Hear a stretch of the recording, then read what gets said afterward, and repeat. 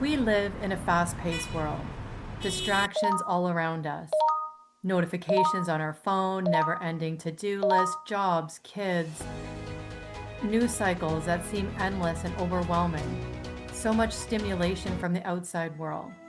And it's no wonder that we feel disconnected, that we feel overwhelmed. And if that's you, this is the place that you're going to find some insight and healing today.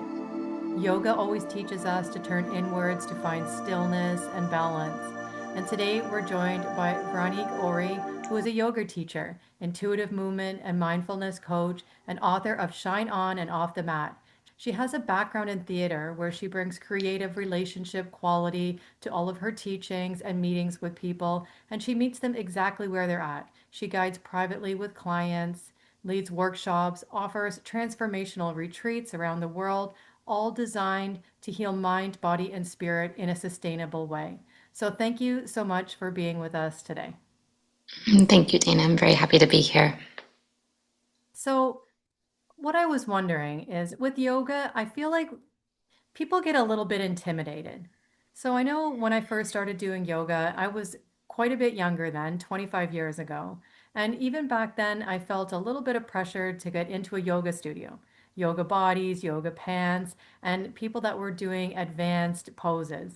And I'm not sure I was practicing yoga the right way then, because I don't think I understood the spiritual nature of it.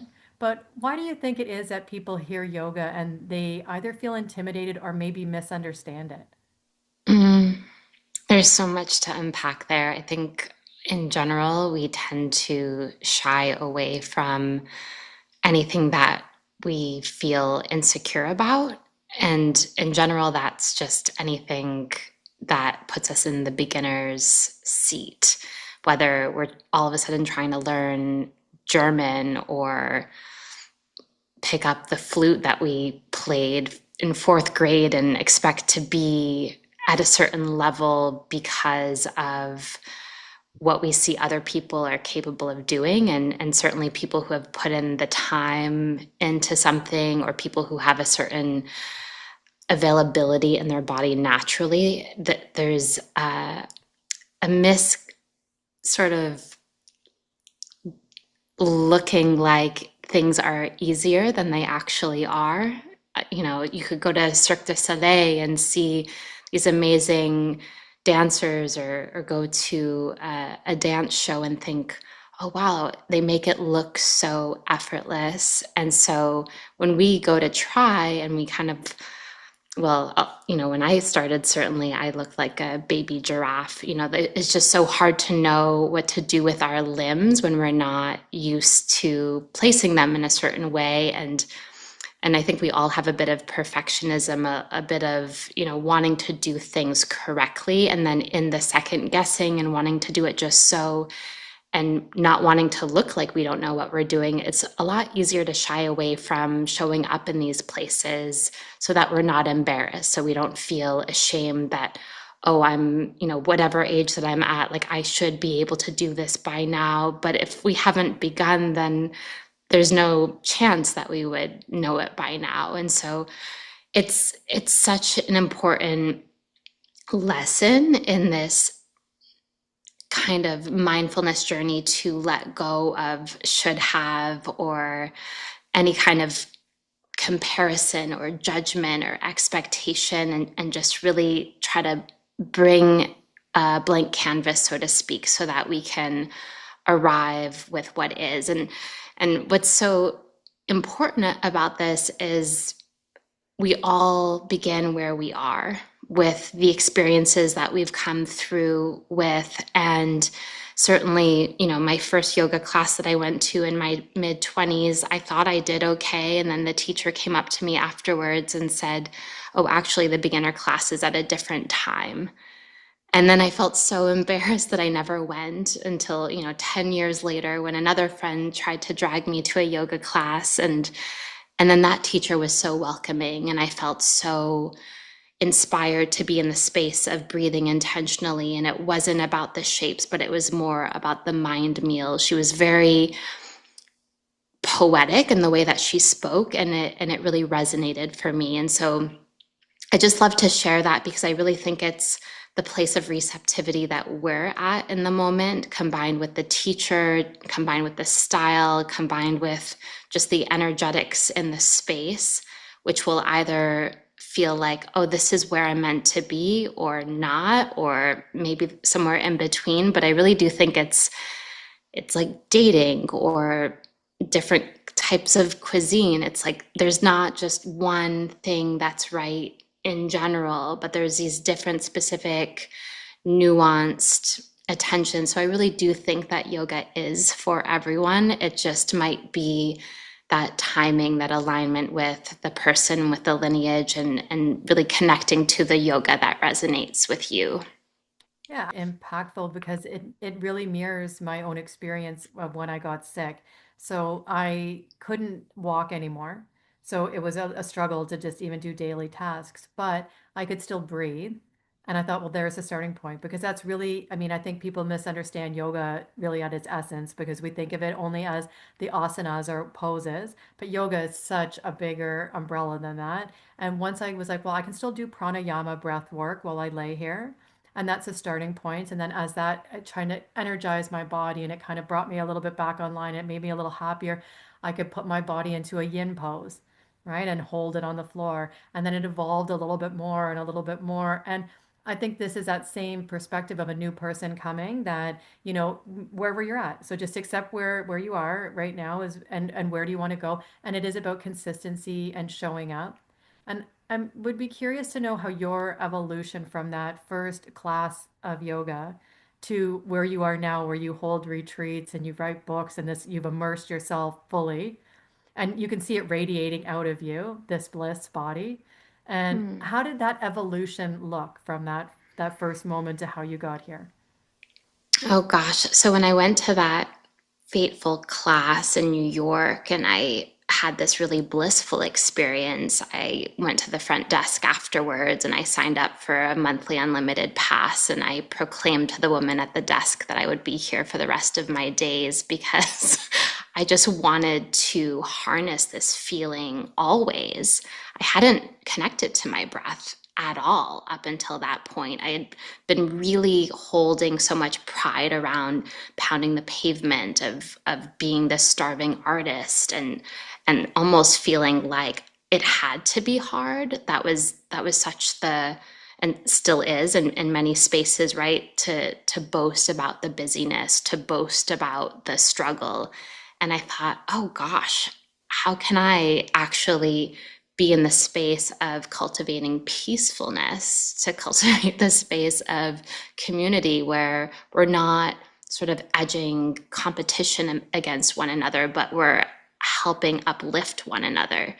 And so I just started to go all of the days and started to develop friendships at the studio, and teachers saw in me something that I didn't. They would come over and suggest, oh, maybe do you want to lift a leg up, in this downward facing dog? I can help you go upside down. And I tentatively would try. And there's this really old photo of me that I, sheepishly submitted to Yoga Journal, like so early in my practice, where it's actually blurry because I'm moving of I had found a headstand at the wall and I was so proud of it. And so it's taken a long time. And then over the years, as I started to continue to show up and things just naturally, as anything does, if you play guitar for 5 minutes a day or like whatever it is, you can't help but get more proficient at it. It's just the law of where our attention goes. And whatever we do, it begets more of that. So the more confidence we get, then it feels like, oh, like this is starting to get exciting. And so people would start to suggest to me, oh, you should really start teaching. And I felt like, no, I really love this. I don't want it to be work. But then as time went on, I thought, well, I love this. Why wouldn't I want to pour more into it and share this with others? And so I was going on a yearly yoga retreat with my mom for several years at that point, and we were scheduled to go to a yoga retreat at Blue Spirit, Costa Rica.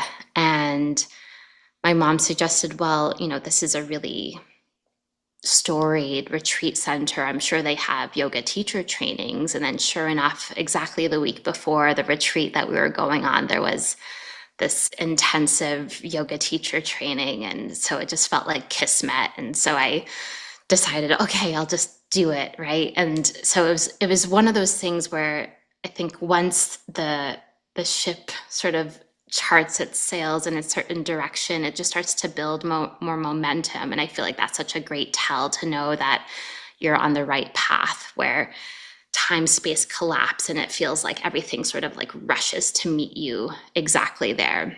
Yeah, synchronicities start to appear. So I think when you're talking in the beginning of that, that there's this rat race overwhelm, you were always trying to like kind of do all the time. I think a lot of people live like that, and I would say especially a lot of women live like that, where it's this constant mental chatter and activity of perfectionism to do, to achieve, to, have the perfect house and the perfect job and to do all the right things all the time. And I think that people, I grew to that later in my life. I started with escapism when I was younger to disconnect, right? And through very unhealthy habits. And then later I thought, well, I fixed all of that. But then I started this constant, well, I'll run a marathon and then I'll get another degree and then I'll do this and I'll get a promotion.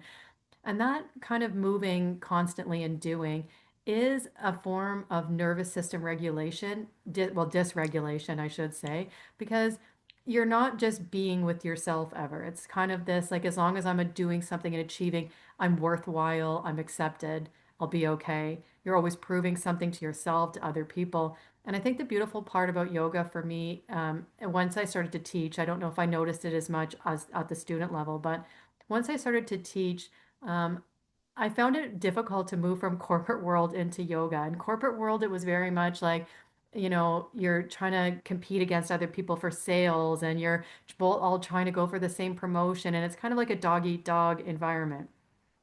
And when all of a sudden in yoga, people were like bailing out of one of their classes and suggesting me to take over. And, I just had another yoga teacher that I'd met that she's going to switch careers. And so she handed me over all of her clients for sound healing. And I have never met an environment that was more what you're saying is supported and uplifted. And I think the reason for that is because it follows that progression where people find their way to the mat because they are on overwhelmed and disconnected. And once they start to tune back into their true nature, their own worth, their own breath, that own inner spark or bliss, as you're saying, that all of a sudden, all of that kind of like competition, comparison, I'm not worth it, it starts to sort of naturally fade away. And we start to come to this beautiful space of, self love, compassion, and acceptance. Hmm. Yeah, I find that even still, there's this fire in my belly, which, definitely was passed on from my mother who has a fire in her belly, my grandmother who had a fire in her belly. There's this ancestral, like almost like this old needing to prove our worth, which is so wild how, all over Instagram, it's like, I am enough. It's like, who said that you weren't?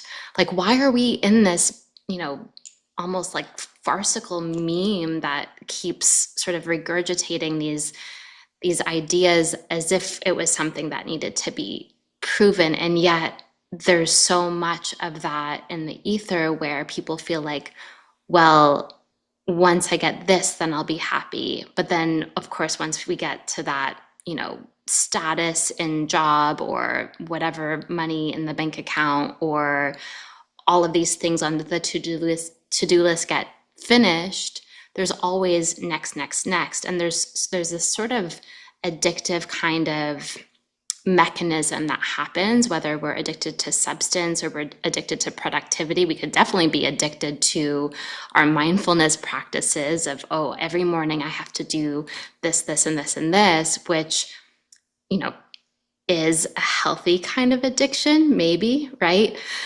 It's an my upgrade for most people, but it's still, yeah, it still is. If you're doing it like, and I think that that's how I practiced my meditation when I was first starting, was it was on the same list of I ate my organics today, I walked in nature today, I, meditated in the morning today, and it was still a thing that I was doing to achieve something, as opposed to still really doing it from a place of like connected joy where hmm I was inspired and it wasn't just a checklist to feel like I had done all the things a person who's trying to heal themselves would do. hmm And it was once I started to stop resisting and trying to maybe overcome even my disease, where it wasn't. And Right. I heard you say earlier already that we have to live with what is, or something about what is. And I think that that's when we hit the wisdom body, is when we start to learn to live with just what is. And what is hmm we already are divine. We already are perfect. We don't need to, we're not broken. We don't need to be fixed. We are just okay right now. But I think that most people struggle with that, whether that's, culturally, the society we live in, social media influences, family generational trauma, because I mean certainly our parents do the best they can, and as parents we also do the best we can, but it is difficult sometimes because we're all human and we do have these ways that we err, but it's consistency and showing up, and I think that that's what you did with the yoga too to start with, is that once you made it a commitment, you showed up again and again. And I think that it's telling that the first line in the sutras is Atta Yoga Anasasanam, or now we begin the discipline of yoga.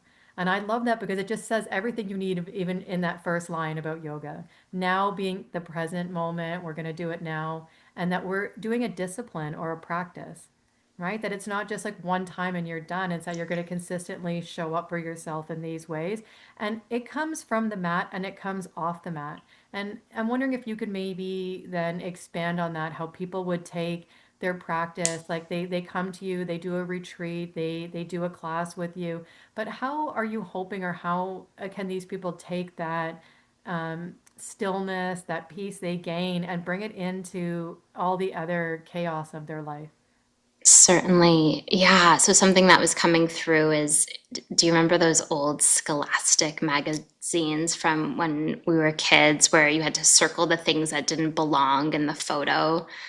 It might be like a snow scene and you like circle all the like summer people, or, a beach ball or something. Like these are the things that don't belong. And I think there can be this sort of default mechanism, or what's the baseline? Are we seeking for what's out of place, or are we seeking for what is at peace? And there's definitely this hyper culture of, fix the face, fix the teeth, fix the body. Here's this, 30-day challenge to get your beach body, or, all these different things to give this message as if like the face needs Botox and the body needs to be doing this like really intense workout, or, to take this shake and this is going to transform your gut health, or, all of these things that are sort of leaning into the things that we need to fix. And so one of the things that I really love to do in the practice is I very rarely, if at all, will demonstrate a shape. My invitation oftentimes, most of my clients are in New York, and I guide in the Zoom room, and so I invite people to put their device to the side, so I'm this disembodied voice in the space. They can close their eyes, they can cast their eyes to something pleasing out the window, or to a painting they love, and to allow the words to move them in a way that resonates. So it's not fixing the shape to copy how it might look in my body, or what, this is the right alignment for triangle pose, for example, when it depends on your body. It depends on what it is you're navigating through. And so that can really translate into off the mat, right? Of the ways that we're wanting things to be just so, or wanting things to be just right. Oftentimes the way that we're trying to do that in a physical practice translates to the way that we might be doing that in our romantic relationship, in our relationships with our parents, our kids, our work, our different attentions to our home, certainly. And and so one of the things that is really helpful is to connect to a mindfulness in all things, right? So if we're rushing to, one of the common things we see in a vinyasa practice, right, is people moving through this vinyasa. So coming from down dog to plank, lowering down, up dog or cobra to down dog. So this sequence of shapes, oftentimes people rush to get back to that downward facing dog. And the invitation, and I think the great antidote for this modern busy culture is actually, can you slow your breath down and really luxuriate in the in between? So it's like how slowly, like, so almost like think of it like slow motion water moving through. And how would that translate to the way that you do your dishes, to the way that you're dropping your kids off at school, all of these different things. So we're not in these like knee jerk reactions, or maybe not as much, because we're resourced with the breath, with some kind of connection to spirit, with some kind of connection to movement, physically, emotionally, and spiritually connected to nature. And so when all of these things are, like, I think of it, it's like that moment in the Wizard of Oz, where we open up into Technicolor. It's like we kind of like clear the lenses and we get as awake as we can know to be in the moment, where we let go of the things that we reached for in the past to dull, right? So oftentimes when we think that the emotion is too much, or our trauma that's coming up is too much, we seek for ways to mask it. And I think one of the great yoga practices is we actually stress the body, the mind, and spirit on purpose, right? We want stress, in fact, because that's where growth resides, but it's how we metabolize it, it's how we breathe through it, that actually is the alchemizer of growth. So if we're holding chair pose, for example, maybe like a few breaths longer than you would wish, the mind chatter that's happening in that moment is probably very similar to when you're in kind of like a tense conversation with someone. It's like, can we just not be here? But actually, this is where the practice is. And so that's also easier said than done, but also we're not meant to arrive somewhere. So why are we trying to hijack the present experience to get to the next, when this is the only moment that we have? So you touched on a couple things there I found very interesting. So the first being that like it as even as a baby, we have a lot of mirror neurons. And we're told our whole life to kind of like mimic the people around us. That first 7 years of our life, we're in theta wave. We're being like kind of hypnotized by culture, by society, by our parents. And we grow up and we do the same thing. We mentor at work, we mentor with other people. We look at somebody, and like you're saying, we would look at the yoga teacher in front and we would say, okay, that's how the pose is done. I need to do it this way in order to belong, to fit in, to be correct. And it is beneficial to have mentors and to have this capacity to mirror and to match.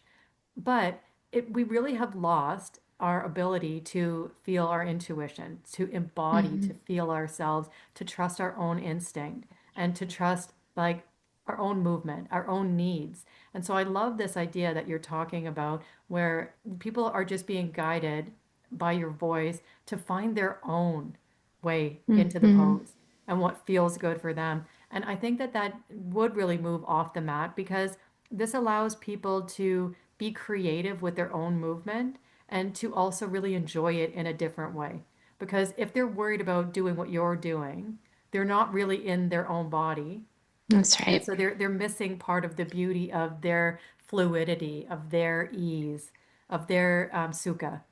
So Mhm. this is a beautiful practice. I like this idea. And then, taking that then into what you're talking about, this, the, having like a hermetic effect or this resiliency to the nervous system. One of the things I think is really beneficial in yoga, especially for people with MS or any neurological issues, or really any inflammation problems you could have, is that we really push through our neural edge. So I think Right. that a lot of people don't really understand what stretching is. Like our muscles have like inhibitory and excitatory, like we flex and we extend. And so as we do that, it's not really that our body can't move further. It's that our nervous system says, "Oh, that's the furthest I've ever gone." Right? I don't want to go any further. And you see this even in car accidents. The person who is about to have the accident, they see it, they tense their body, they get injured more than the people that are not really prepared for it. So their body can actually move beyond what they thought because they didn't have a chance to reach their neural edge psychologically. And so when Mm-hmm. you're in these poses, it is a chance to push that edge a little bit more, to hold that pranic shake, to train the muscles to release the fascia and have a chance for you to do it, but with intention. So I think that Mm-hmm. when we go to the gym and we're just getting our reps in, which is good too, like we could work our cardio system and we could work the muscles, but where are we doing it so much as yoga where we do it with the breath? So that Mm-hmm. as we hit that stressful point where the body's saying, I don't know if I want to hold this for another breath, but when we breathe into it and we release and we relax, we are really training our nervous system to accept a little bit of uncertainty, to push itself a little harder, but to do so in a way that is, like you're saying, like beneficial to us instead of something Mm-hmm. that's going to harm us. Certainly. Yeah. I think oftentimes people lean more cautious. So when I did my first yoga teacher training, it was so much language and teaching around injury prevention of all these contraindications of, oh, don't do this if, fill in the blank. And so what's so important to realize is the resiliency within each of us. And so rather than pushing end range of motion and kind of gripping, like, I have to do this, I really love the invitation for mobility and intuitive movement within each shape because it helps train range of motion malleability. So we might think, okay, I can't bend my knee past this certain point because I just had knee surgery, or my doctor said I can't do this. If you are an athlete, if you have some kind of physical practice, I really, really encourage to let go of fear limiting your physical because it's also connected to your mental health. And so I've had a lot of clients who have come back from various surgeries, from spine to shoulder to knee, what have you, and they are so timid. They're so scared to re injure themselves. And I say, let's come into the breath. Start by thinking about it. And then the thinking about it starts to encourage a little bit of movement. And then in the little bit of movement, it's like, oh, well, maybe I can go a little bit more. And so, what's so important to recognize in this is what we think is possible is true. And how do we want to prove ourselves right or wrong, depending?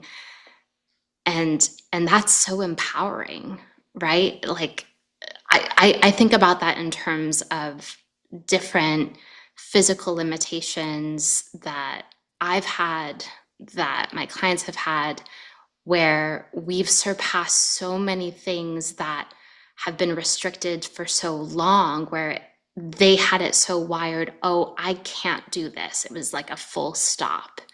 And it was like, well, let's just, see. And then things start to open up over time. And it's just so remarkable. I have a client who was really, really tight, and this is actually really common, where someone laying down on their back, they can't rest their arms on the ground because the shoulders are so tight or the pecs are so tight.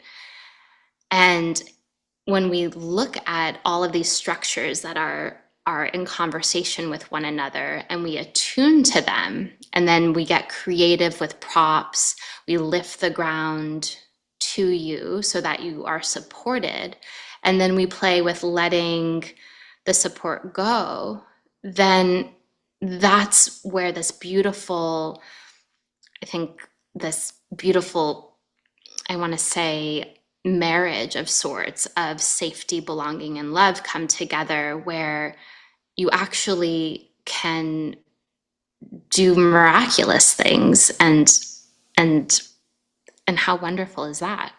So I think that this idea of belief is very important, and also what we tell ourselves, our story, and whether that's on the mat with yoga and our abilities and our mobility, or whether that's even with whatever diagnosis we might be faced with, is that if Hmm. we believe the prognosis and we believe the limitations, we will prove ourselves right.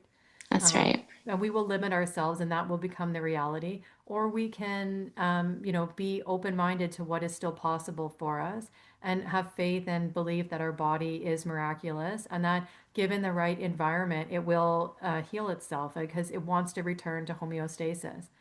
And one of the things I thought was fascinating, and definitely applied not in my own situation too, is using your mind sometimes also is enough of a tool. So I did work with somebody who had a lot of mobility issues and couldn't do very much as far as yoga. So we didn't really do any yoga. Like, we just laid on the floor and we breathed. And then I would guide them to imagine doing the poses. So now they're Mhm. not even actually moving their body in any physical real way, but your mind doesn't know the difference between imagination and reality. So it's so powerful. So we can use that always in to our advantage to try to, shape the reality that we want. And in doing so, there's always this paradox, and I want to get, as a fellow yoga instructor and philosopher, I would like to get your perspective on this, because it's something that I've kind of struggled with, the paradox of this. So, my work, I focus a lot on the five koshas. So, for listeners that don't know what that is, the koshas are like these layers of our being. So, we start with the physical body, which is the densest. We move to the energy body, the mental body, a wisdom body, and eventually a bliss body. And they become more, fine and subtle as we move inward. Now, to me, there's this paradox where, and I know that you do a lot of mindfulness movement and you do a lot of like this somatic work. We live with this idea that our body is sort of this physical nature, even, and that we're kind of constrained to this chemistry and physics, biochemistry and physicists, not getting the word right there, but of the body. So it's all just a machine, and it's just particles and matter. And so we focus a lot of our attention only on the physical body. And for a lot of people that are ill, we never move up this ladder into like our mental, our nervous system, emotional regulation. And definitely for a lot of us, we're very far away from connecting to source or to divinity or spirit or to something sort of beyond ourselves. And while we focus primarily only on the body, we tend to get stuck in our healing because we needed to go a little bit higher to get there. But at the same time that that's true, that's this paradox that if we get the physical body wrong, it is detrimental. It is disease. It is possibly death, even. Where if we get the top layers, the more refined layers, if we get them wrong, we will still survive. We might live not a happy life or a fulfilled life, but we will survive a whole life. And so, how do we reconcile this idea where the body is illusionary, and if we only live here, we're never truly going to heal, but yet it is so foundational that we can't get it wrong? Hmm. Yeah. Something that's coming through is the mind doesn't understand negative statements. So, for example, if the thought loop is I can't, you know, move my arms, or you know what I mean, or I can't fill in the blank. What we want to better attune to is what we do want to do. And so that might be shifting to affirmations of I am healed, present, or I am healing, I am empowered, whatever resonates for you. I am peaceful. And I think it was Gabor Mate. He was talking about this connection to disease of I have an autoimmune disease and like really attaching. And I think this is very hyper in the consciousness right now of being really attached to different titles, whether it's a gender, a race, a political affiliation, whatever your work title is, or I'm this person's wife, or what have you. It's like all of it is impermanent, right? So in the same way of I have an autoimmune disease, it's like I have this, hemp salve and then I can put it down. Now I don't have it. Right? But what's so interesting about the power of language is in just saying I have, fill in the blank disease, that has a resonance physiologically, right, to my cells. And, though I have spent the bulk of these 20 years going leaps and bounds to try to cure my autoimmune disease that actually has no cure, I, it's like I'm like in this wrestle of, the mindfulness spiritual space tells me I should be at peace with everything that is. And then I look at my body and then I think, no, there's actually something wrong with me, and there's something physical that's manifesting that's telling my brain that there's something wrong with me. And then I'm in that loop, and then I'm trying to fix, and then I'm hitting a dead end because there is no fix, and then I just circle back, right? Which I think is very common, whether it's, something like an autoimmune disease, if it's some kind of physical ailment, if it's some kind of chronic something, we want to, what's so wild is like we want to be normal, but we want to be unique. We want to not fit in. We actually want to belong. And so how do we belong in a way where over here humans are doing this thing that we think that we should be doing, but then that comes back to, oh, if I wasn't in comparison and if I was simply with what is, then maybe I'd let go of this stress that's actually causing my autoimmune disease, or, whatever the thing is, because it's every doctor is like, well, if you weren't so stressed out, then, that would heal you. It's like, okay, let's just go ahead and not be stressed. Let's just set that down, right? So it's definitely a lot to chew on, but I think it's such a worthwhile practice to really tap into what are the somatic ways, does it feel like it needs to be moved through? Is it a journaling practice? Is it meditation? Is it breath? Is it, a combination of all the things that is actually therapeutic? And this piece is really hard because we can only know what we know, but it's dialing in the discernment of what is actually helpful for you in real time. That's not like, oh, I should be doing this, but this actually resonates, mind, heart, spirit, full cellular level. This is what my soul's beckoning is, which is sometimes elusive for many. But when we just continue to lean in that regard, that discernment, attention will start to become more refined. Yeah, and I think that you said something there that kind of struck a chord for me again too, which was, I moved from the physical body in the beginning where most of us are. We start there. We're like, let's do diet, we'll do exercise. These are the things we'll do to fix our autoimmune disease.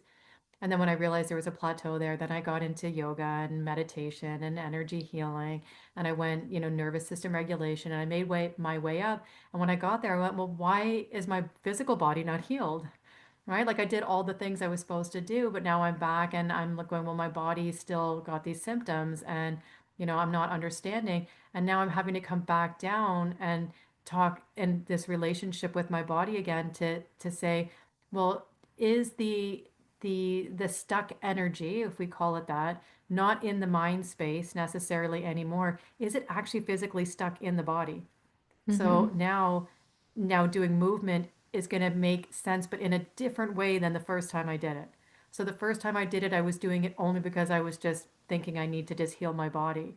But now I'm thinking I need to move my body so that I can listen and be in relationship with it. So now it's more like I'm going to release the fascia to help my communication and my alignment, right? And now I'm going to hold the pose yin yoga now instead of vinyasa, right? Because I'm going to Mm-hmm. just hold it for longer and open and breathe through it more. And so it's like I have come full circle back down to the physical body, but like you're saying, it's like it's almost a different meaning and you're entering in at different points that become meaningful at different times for you. And it might not end there. Like it might be going back later to, the bliss or to something else again. But it's understanding that all of these layers and all of these parts of us need attention and they need to align to each other. And it's the hope, I guess, that you get to some kind of alignment with all of it, where that light body like lights up inside, and all of a sudden the physical body maybe takes a deep breath and finally does let go.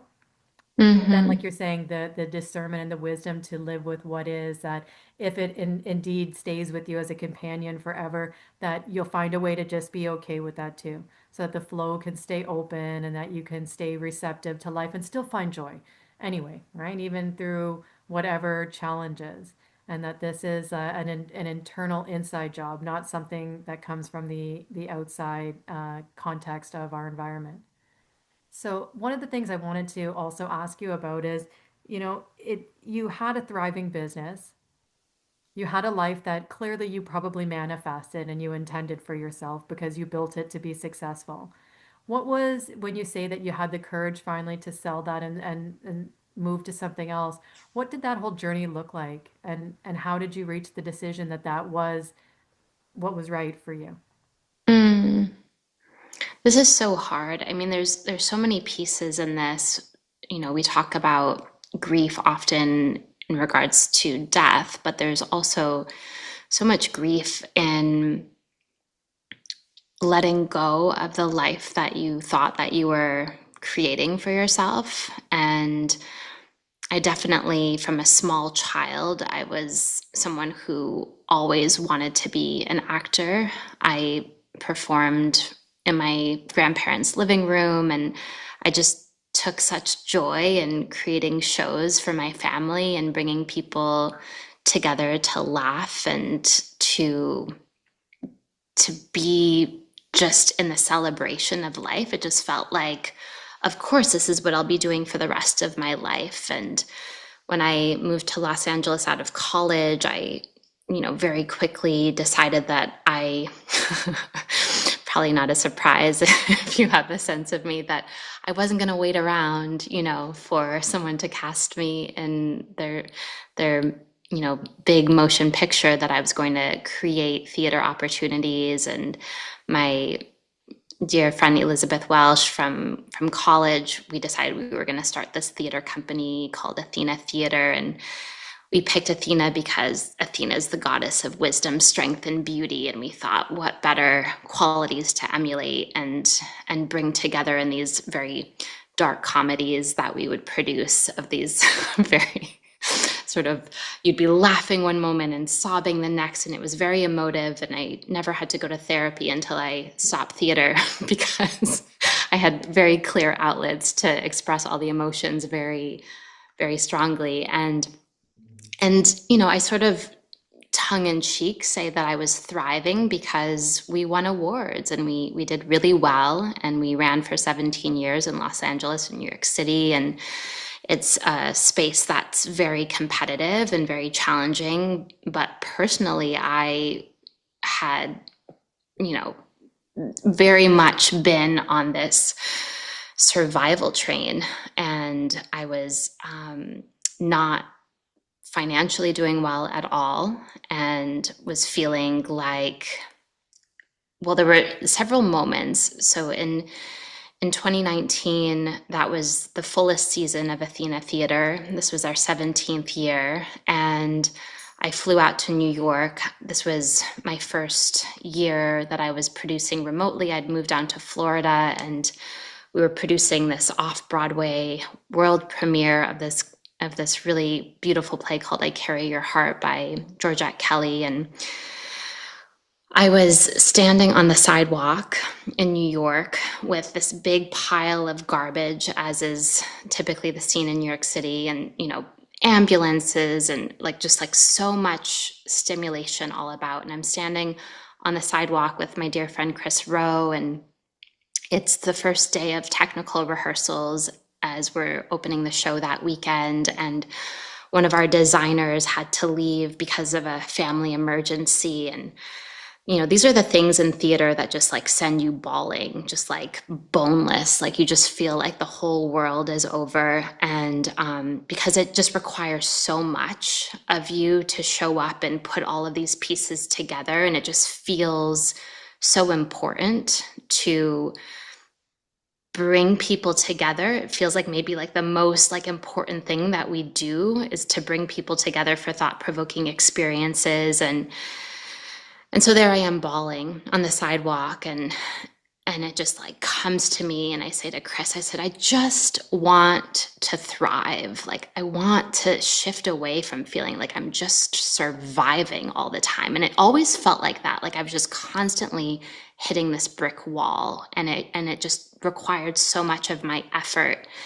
And that conversation was really the beginning of the end, where it was like one piece by piece, people just started to fall away, and it just started to feel like this is the end. And it just felt very organic. And it was one of the hardest decisions of my life, of course, because Athena, I regarded as my baby. Elizabeth, she became a mother of two beautiful kids, and then I took over Athena as my own, and Athena was my baby, for 17 years. And it was like, okay, time to set her free. And I closed the company in December of 2019.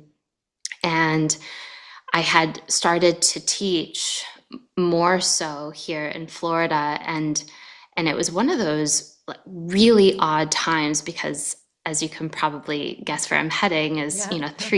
3 months later, the whole world went into shutdown.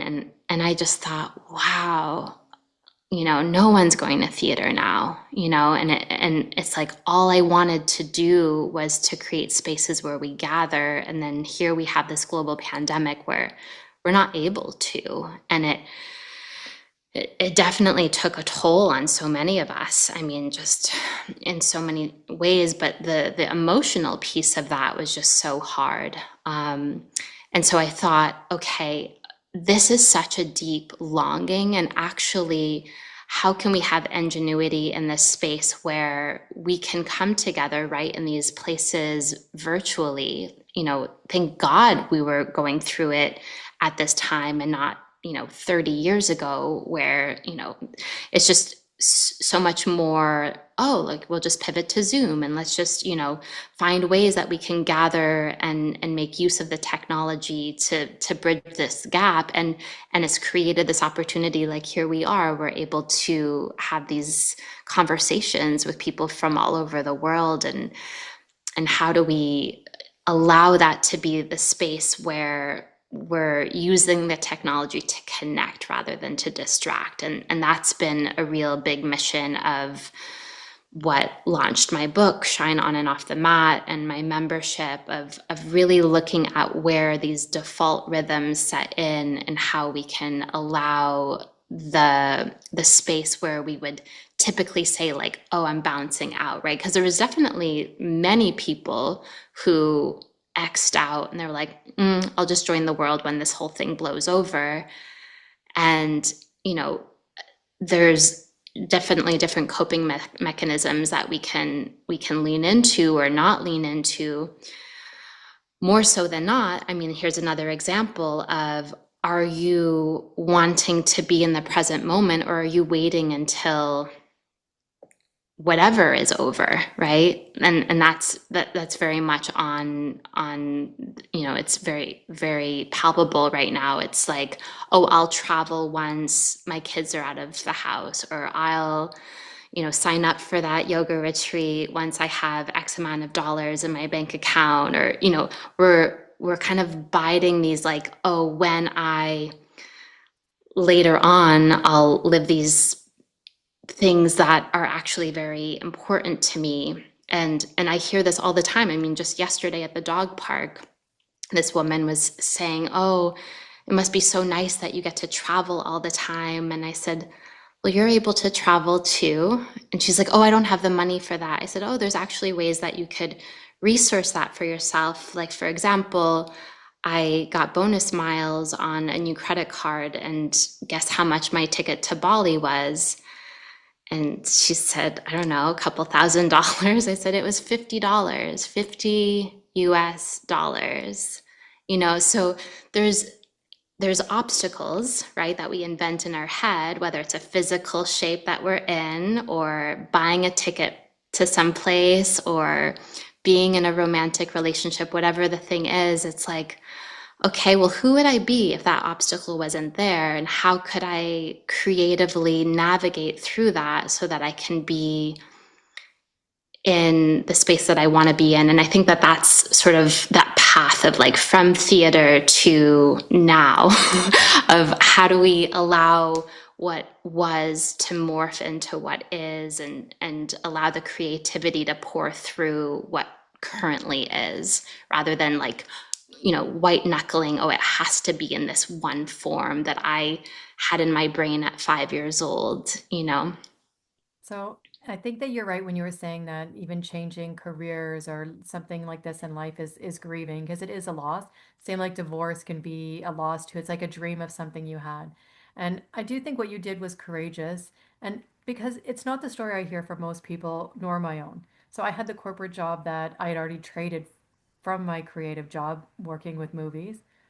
And because I thought that's secure, that's what we need to do. And what I hear from most people is that they do these corporate jobs where they're not doing something they loved. And theater was clearly something that you loved, and that you were, even if you're not financially doing well, you were still doing something you loved and had been a dream of yours. To leave that, to go into the unknown, to something else, to have the courage to move out to do something. A lot of the people I hear that make these changes do it because they feel like there's no other option, like life forces them to make these changes. And so for you to just follow your passion and your dream there is beautiful. And then something else that was reminding me when you were talking about how people sort of disconnected with and pulled out during that time, but we also had this beauty of this technology that could still connect us to each other. It makes me think of my absolutely favorite yoga term, Pratyahara, or sense withdrawal. And this is what I used in the beginning of my own healing, which was to actually disconnect. And it wasn't to disconnect from the people. That wasn't it. It wasn't that I was trying to isolate from people I loved in my life or just society in general, but it was from the news cycle. So it was becoming Hmm. so entwined with what was going on in the world then, and feeling like everything was so scary and fearful that it was really disconnecting. And I did several months where I never even, plugged my phone in or really looked at it. And even now I don't look at news anymore. I've really limited that for myself. And I wonder, to just jump soundboard off of that pratyahara being my favorite term, is there a practice or is there an idea in yoga that stands out sort of as like something that's foundational for you or that changed you? Oh gosh, I love that so much. Yeah, and to say, to add on to what you were saying too, is I in 2019 made this realization that I literally don't have the stomach for the news. Maybe I never did, but I had purchased my first home, and there was a big hurricane that was coming through Florida, and all I knew to do was to look at the news, and I didn't realize how slowly hurricanes move. And so there was this, like, clenching of anticipation, right? Of bracing myself, and we boarded up the house, and all the potted plants came in, and I just felt so caged. And I didn't realize what an effect that had on me because I definitely felt like I'd been more stressed in my life, but it probably was a culmination of a whole lot of stresses that led up to that moment. And in any case, it led me to the hospital, and I was in really significant, debilitating pain. And it ended up taking about 9 months for my stomach to heal from that. And I decided, you know what, I don't have the stomach for this. And the way that I used to think was being an active participant in society was to be informed. Like that was definitely something that I used to boast about, watching certain news on the subway or when I was driving, depending on what city I was living in. And now it's like, okay, I just need to tend to peacefulness in the ways that I know how. And, I definitely have clients that will relay certain things to me because a lot of these sessions are therapeutic, and we're in conversation for much of the session. And and I think it's so important that we recognize what we're able to actually take in. And that's why I really love Ayurveda, the sister science of yoga, of really attuning to what it is we're taking in every sense, and being mindful of that in regards to the way that we're just sensitive to what our capacity is in different regards. And in regards to the yoga practice that's really influenced me is I really love to attune to, and this has been a very challenging practice for me, but slowing down continues to be the piece that continues to try to challenge me. And I really, as much as I love a yin practice, I love to be in the surrender practice, I stay unplugged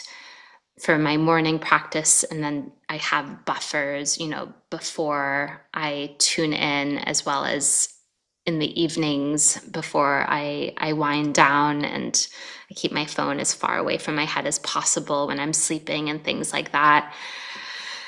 And then there's this, it's so interesting. It's like I get these surges of impatience when all of a sudden it's like I feel like I need to do all of these things on my self-invented to-do list. And then I have these self-invented urgencies and deadlines that I've only created in my mind. They don't exist in the world otherwise. But I get like so fixated on wanting to arrive to the next. And so one of the things, and this was coming through earlier, was in those surges for more, I like look around my house, what can I donate?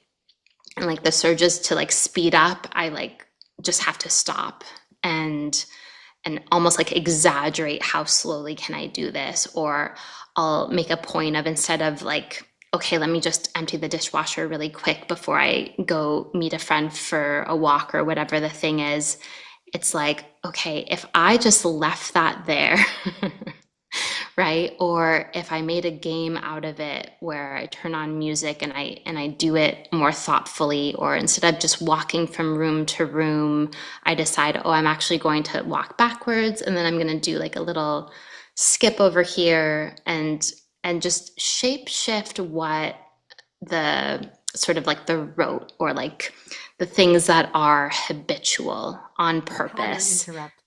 Pattern interruption, Yeah. yeah. And And that's one of like my favorite things. It's like, how can we create a discomfort on purpose? How can we shape shift the daily rhythms on purpose?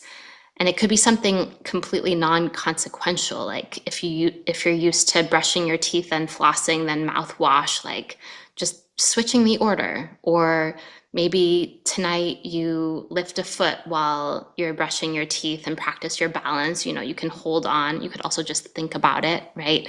Like there's just like different things to weave you in know what, this is of. great for neuroplasticity as well too, is it gives you that, what we started the conversation with that curiosity and a beginner mindset, because your brain will start to repattern when it comes into the unfamiliar. So even just taking a different drive to work or any of these things, these small little shifts, they bring you into the present moment, and they also create a space neurologically where you actually grow new neurons and you learn again. And like, especially anyone that has MS, that has, has a lot of damage in the neurons of your brain, this idea of just this very small change can actually be really impactful. Hmm. Yeah, So, I love that so much. if you were going to talk to the viewers right now about ways that, even if people aren't maybe going to sign up for a yoga class, or maybe they're feeling like their mobility isn't good enough to get out or to do anything, what are some practices that maybe people can start doing right away, which fit nicely with yoga and the philosophy of yoga, that can start to sort of regulate their nervous system and slow them down so that they can create that space where they can listen better to their body, they can discern better, and they can maybe make better decisions for themselves with a clearer heart and mind. Hmm. Yeah. So I have a free mood quiz on my website, and the beckoning question is, "How is your heart?" Which is, I think, a more intent way to say, "How are you?" Right? Like, "How are you?" Good. Next, but how is your heart? It's like, ooh, Well, it hits it deep when just, you ask it. I can yeah. already feel it when you say it. Yeah. I feel it physically in my chest when you say it, like it comes right to there. So, Yeah, yeah. And so there's just a few questions, and then at the third question, it'll give you a little playlist. So it'll be a 20-minute practice, a music playlist, and a journal prompt that's curated based on the way that you responded to those questions of what it is that you're craving.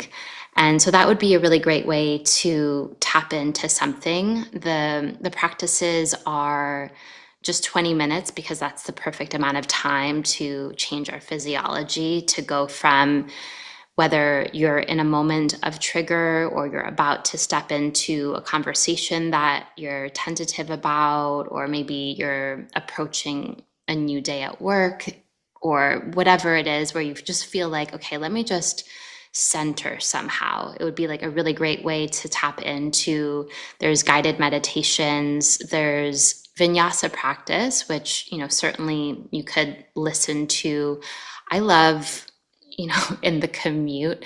Oftentimes, when I was living in New York, I would lament, like, oh gosh, I'm never going to be able to find time to practice. And so I would take to standing on the subway platform and listen to a practice. And it's like, inhale, raise your arms over your head. I'm not doing it, but I'm thinking about it. Exhale, forward fold. I'm not doing it, but I'm thinking about it, right? So there's ways that you can pepper these things in, which I really love the habit stacking, so that you're not inventing, like, all of a sudden I have to have this clearance of time. Although you certainly could wake up 20 minutes earlier and find the time. But it's just a great gentle way to weave the things into the daily rhythm.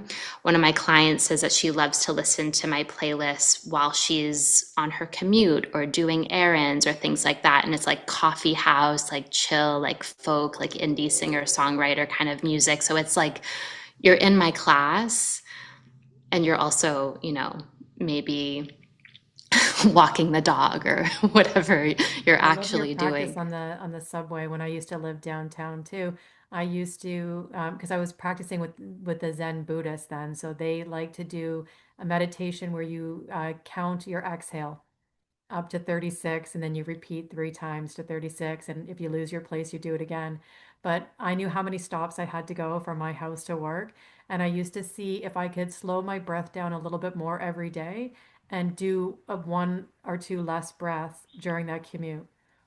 And does that ever change, that being jammed in a subway with people's smells and the odor and the energy of so many people?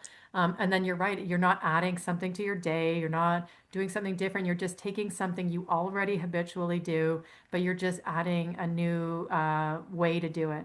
And Hmm. I really do think everybody should check that quiz out and the sound and the playlist out, because sound is such a beautiful transition to entrain your brain and to get your parasympathetic nervous system.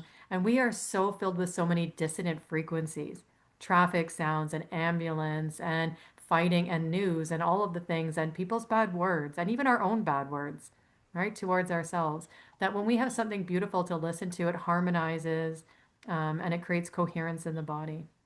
Oh, absolutely. Yeah, I remember when my dog passed away last year, I made a playlist for him. It's called Bowery. You can go on my Spotify and find it if you want. And he's named after the Bowery district and Bowery Street. So there's some, nods to New York and our time together. And I think of, these wistful songs that I put together because I wanted to cry, right? Sometimes it's like we want to have company for our tears, and then there's like a moment where it's like, okay, I got to change the station, you know, and there's always this moment, and I think that this really parlays into the own station that we have in our mind, whether it's the thought patterns or whatever the emotional frequency is sometimes we want to chew on that station, right? Sometimes it's like, okay, I'm just working something out, and then finding that discernment of I'm ready to change the station. And what does the station want to be? Does it want to be like pop, like just change the vibe, like, female anthems or, whatever you're into. Sometimes it's like hard rap, like, I just want to like move through this. I heard a thing on the radio a couple months ago, and they were talking about the therapeutic effects of music on humans and animals. And with cats, they did best for healing with classical music, which kind of made sense. I was like, okay, we all think classical music's very harmonic and very rhythmic. For humans, it was whatever music you liked. So what you're saying, it didn't matter. It could be heavy metal, it could be jazz, whatever you're into, that was what was going to help you heal. Hmm. For dogs, I thought it was really funny. It made me laugh. Is they like reggae for healing, and I wondered at first, why do the dogs like reggae? But it's because it matched their heartbeat. So the beat in reggae was very similar, so it co-regulated them. Oh, And I that's was like, well, so that's really cute. beautiful too. And I think a good playlist, and it brings me back to this idea that, when we tell people to sit with your emotions or to process your emotions or to, change them, it's not about toxic positivity. It's not about just saying, well, you need to be happy all the time. There's no That's good right. or bad emotions. It's just you need to feel them when the time is right to feel them. You sit with them, but then you have to discern them because sometimes the emotion is not really a true emotion, just like not every thought is true. Sometimes you're raging just because you're irritated, you're in a bad mood. You don't really maybe hate your spouse. You're just having a Hmm. moment. So keep it to Yeah. yourself, work through it, you let those ones go. But if you noticed over time that every time you're in this situation, this emotion keeps coming, then maybe you're not supposed to just work through it. Maybe you're supposed to take an action, right? Like the emotions are signals. So sometimes, if you discern them and you make sense of them, then time to shift maybe something in your external environment that would be more aligned with what will stop creating that unpleasant emotion over and over to you. Yeah, I had this moment recently, just a couple weeks ago, where there was a series of appointments where I was noticing I was saying, oh, I have a resistance. I have a resistance to that. And it wasn't like against the person per se, it was more like the context, but in relationship to other things that were going on. And so, what I started to share with a friend of mine was, can we just agree that we will not interact with another soul until we are resourced, right? Like, we've tended to mind, body, and spirit. We've cast our eyes as far as they can see. We've been in nature. We've fed something nourishing to ourselves. We feel like, okay, I feel great. The dimmer on the light of my being is dialed up to, let's say, like a nice 75 degrees, like not too bright, but pleasant to be in and around. And and then it's like, oh yeah, I'm showing up in this regenerative way where it's like, oh, I'm so happy to pour in all that I have versus, oh, I'm pouring in here, here, and here, and here, that even like a coffee date with a friend would be like, oh gosh, I need to actually take a nap maybe, or I don't know, close my eyes or stretch in the park or something, not to say that that person is taxing, but it's just context, right? Sometimes it's like output is output, and how do we actually find ways that we're tending to ourselves, which we can only know when we're awake to that. And I think that taking that pause before we accept an invitation to, hand to heart, okay, is this a full body yes? And then you respond You know what? This is something accordingly. that I've learned over the years too, is I sometimes the phone rings and I'll look at it and I think I have so much energy right now, even if this person complains and dumps, because that's normally how it goes. I'm okay. I'm like you said, I've dialed up my sunshine all the way. So, nothing's gonna take me off center. Go ahead. I'm gonna answer the phone. And then there's other times I'll look at it, be like, not today. I'm like dim right now. I need the nap. Like you're saying, I need something for myself. I don't have it in me to do this right now, and to be okay with that, and to then to know that when no is no and when yes is yes, and to set boundaries that feel good to you. So, Hmm. as we're going to start to wrap up, I'm just wondering if there is any last message or anything that you'd like to communicate before I let you go. Yeah, just to add on to that, I definitely used to operate, and I still do, just to be clear. No one has arrived anywhere. We're still in process, depending on the triggers of the moment. But I'm getting a little bit clearer in this practice of I used to default, I'll say, to thinking the peace is not ruffling feathers or making other people uncomfortable. Like I would silence myself because I would have this imagined expectation that they would have. This is, very common in long relationships, whether, family or romantic or otherwise, where we sort of think that they expect a certain thing of us, and so we don't want to disappoint, and so in order to, quote, keep the peace, we stay silent. But of course that just breeds resentment, because then we're saying yes from a space that isn't resourced. And this is a part of the yoga practice that I think is really nuanced in terms of it doesn't have to be one thing. So oftentimes people will ask me, well, what do you do? What's your yoga practice? And it definitely has changed over the years. It used to be, hot power vinyasa all of the evenings at, 7:30 at night, which now I'm like in my wind down at that time, like starting 5:30 my and read. 8:30 for me. Yeah. And so my practice is, getting up at 5:05 and dry brushing and gua sha tool on the face with some rose oil, and then I'll make my coffee and I'll do this really slow walk with my dog, and then I'll, come back and do some light movement. It's like definitely a lot slower. And so I just love to invite that space of slowing down, because it's in that space of slowing down that we can become more masterful at allowing there to be a space between stimulus and response. And when we can refine that, I mean, I just feel like that's peace on earth, where we let go of these knee-jerk reactions of well, she said this, or, all of the othering that's going on, and these like hyper, quick judgments. And it's like, okay, let me just try for extending that breath longer, and and not responding until I feel like I'm at that dial that feels like the spice has been sort of melted away a little bit. So sometimes that could take days, but it's so important to allow for that space, and to have that conversation with your loved ones of hey, like let's let's just be in our truthfulness, right? Like let's be in our satya, that practice of truthfulness and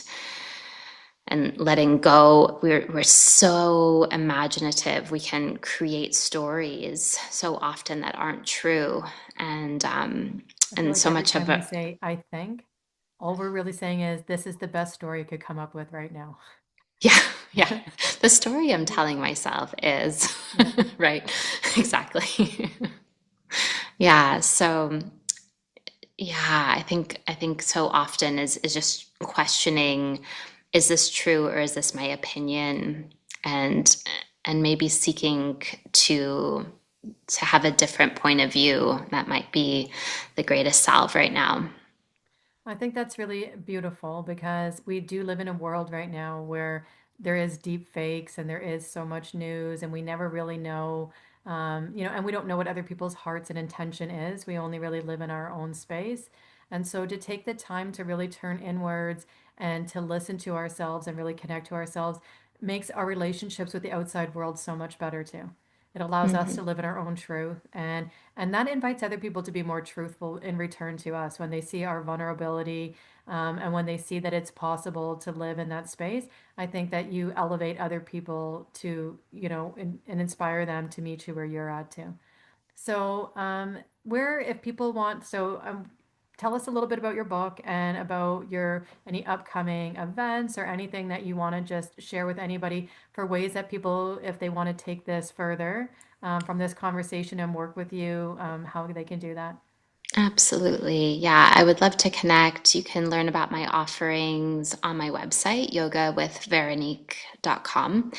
And you can see my book on there, Shine On and Off the Mat. It's available hard copy on Amazon as well as on Kindle for the ebook version. And then there's this Shine membership that we spoke about, which is creating this interactive piece. So it's the stories of these timely and timeless themes like let go, slowing down, that connect to this three-part video series of guided meditation, vinyasa, and yin, as well as the music playlist, the journal prompts, and it's meant to be mind meals to help support you on your journey of self inquiry so that today, if you started let go and then whatever day it is that you're listening to this a year from now, that you would have that to reflect back on and you would see what you wrote down of what you were practicing letting go. And then you could better see. I think sometimes we think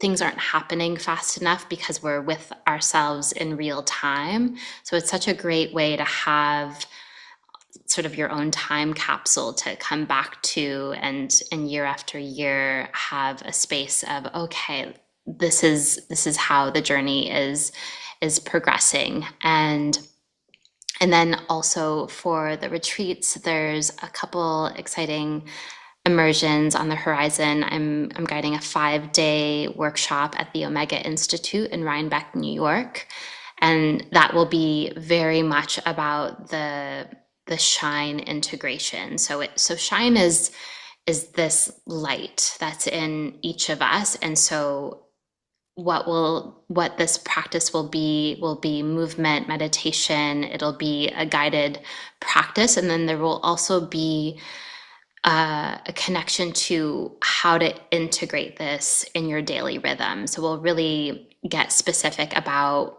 what it is that you're wanting to incorporate, and so you'll leave this workshop really clear on how to turn your dial to that level of shine that you're wishing to feel. And then that will be May 31st to June 5th this year, 2026. And then in October 24th to the 31st, my friend Erin and we lead an annual retreat. We're going to Italy this year, and we're going to this really fabulous retreat center called Olivito Estate. And we will connect in movement practices and have space for cultural explorations. And it could be adventure excursions during the afternoon, or if you prefer to linger at the pool, there's a sauna, there's really beautiful amenities on the property, and of course, delicious Italian food and really great community. It's an intimate group. We travel with really soul family. A lot of our participants have come with us year after year, and it's such a great family of friends. So if you want to join in on that, you can learn about all of these offerings on my website, yogawithveronique.com. You can also connect with me on Instagram at Veronique Ory, and feel free to connect with me there. I know that there's like so much in the scroll, and what I am hoping is to shift away from the observing of things, and really allow for this remembering that it is social media, that we're meant to interact. So if there's, things, people, companies in your feed that are triggering you, I invite you to unfriend them, unfollow, block, whatever. And so that in your feed that you feel inspired to like and comment and share, that your feed is uplifting to you somehow.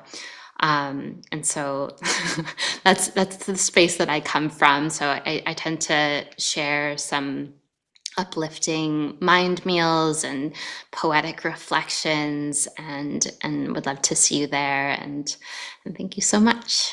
Well, I look forward to reading your book. And for anybody who's never done a yoga retreat, I highly recommend going.